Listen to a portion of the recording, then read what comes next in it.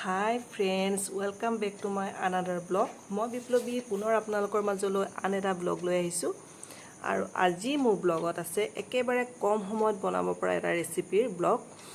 আই hope আপোনালোকৰ ভাল লাগিব ৰেচিপিটো চাই আৰু এই ৰেচিপিটো মই বেলেগৰ পৰা শিকা মোৰ নিজৰ নহয়। সো মই ভাল পালো তো ভাবিছো যে আপোনালোকৰ মাজতো শেয়াৰ কৰো এই ভিডিওটো ৰেচিপিটো মানে ভিডিও আকাৰে শেয়াৰ কৰো। আৰু আজি মই বনাম এগৰ ভাপ্পা মানে স্টিম এগ বনাম তো খুব কম সময়ত আৰু খুব কম ইনগ্ৰেডিয়েন্টস দি বনাব পৰা বস্তু হয় এটো খাবলৈও বিৰাট সোৱাদহে হৈছে মই খাইছো সেইকাৰণে আপোনালোকৰ ওচৰত আগবঢ়াইছো আৰু এগ খাইনো কোনেনো ভাল নাপায় ককচোন মোৰটো ফেভাৰিট হয় আৰু আমিটো এগৰ বহুত ৰকমৰে খাও কিন্তু এটো ৰেচিপি মই ভাবো যে খুব মানে কম সংখ্যকে খাইছে আৰু তো আপোনালোকৰ সেইকাৰণে আগবঢ়ালো যেতে আপোনালোকও বনাওক আৰু আপোনালোকে ট্ৰাই কৰি চাওক কেনেকুৱা হয় জুনে ৰান্ধিব নাজানে তেওঁলোকও মানে এটো ৰান্ধিব পাৰিব মোৰ আশা যদি এতিয়ালৈকে মোৰ চেনেলটো সাবস্ক্ৰাইব কৰা নাই প্লিজ সাবস্ক্ৰাইব কৰি দিব মোৰ চেনেলটো আৰু যদি মোৰ ভিডিওটো ভাল লাগে তেনেহলে প্লিজ লাইক আৰু কমেন্ট কৰিব আৰু আপোনালোকে কেনেকুৱা ভিডিও চাব বিচাৰে মোক জনাব মই তেনেকুৱা ভিডিও আপোনালোকলৈ আগবঢ়াবলৈ চেষ্টা কৰিম কেনেকুৱা ৰেচিপিবোৰ লাগে তেনেহলে আহক মোৰ ভিডিওটো আগবঢ়াইছে আপোনালোকে চাওক আৰু কমেন্ট কৰক প্ৰথমে মই স্টিম এগ বনাবলৈ এটা সসত পানী লৈছো আৰু তিনটা ডিম ভালদৰে ধুই লৈ মই বইল কৰি লম আৰু ইপিনে মই মিক্সি এটাত মই বগা খৰি অলপ লৈছো তিনটা ডিমৰ জুখেৰে ডাঙৰ চামুচেৰে 3.5 চামুচ খৰিও মই আগতে তিয়াই ৰাখিছো আৰু দুটা পকা জলকীয়া দিছো যাতে ৰংটো অলপ ধুনিয়া হয় আৰু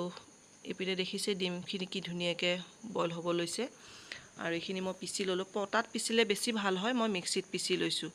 আৰু হিজুৱা ডিমখিনি মই ফালি এফাল কৰি লৈছো তাত মই এতিয়া জুখমতে নিমখ হালধি অলপ সানি লৈ আৰু ইপিনে এটা ফ্ৰাই পেনত অলপ তেল দিছো তেল দি ডিমকিটা ইলুটি হিলুটি কৰি অলপ ৰঙচুৱাকৈ ভাজি লৈছো যাতে মন কৰিব ডিমৰ বগা অংশটো টান হৈ নাযায়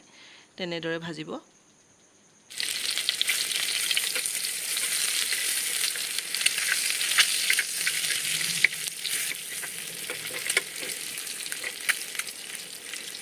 পাছত ডিমখিনি ভজা হোৱাত মই ইপিনে খৰিয়খিনি জুখমতে অলপ নিমখ দিছো নিমখ দি ভালদৰে লৰাই লৈছো লৰাই লৈ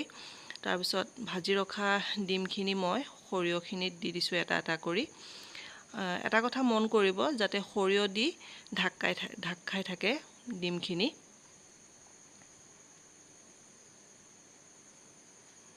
ভালদৰে ঢাক খোৱাৰ পাছত মই ইয়া দুটা কেঁচা জলকীয়া দিছো আৰু অলপ কেঁচা মিঠাতেল দিছো খাটি সৰিহৰ তেল হলে গোন্ধটো বেছি ভাল হয় আৰু ইপিনে মই এটা ডাঙৰ সসপেনত পানী বহাই লৈ ষ্টেণ্ড এডাল দিছো ষ্টেণ্ডডালত মই টিফিন বক্সটো বহাই দিছো যাতে আধা ডিপ খাই থাকে হেতুলে মন কৰিব টিফিন বক্সটো যাতে সম্পূৰ্ণ ভৰ্তি হৈ নাযায়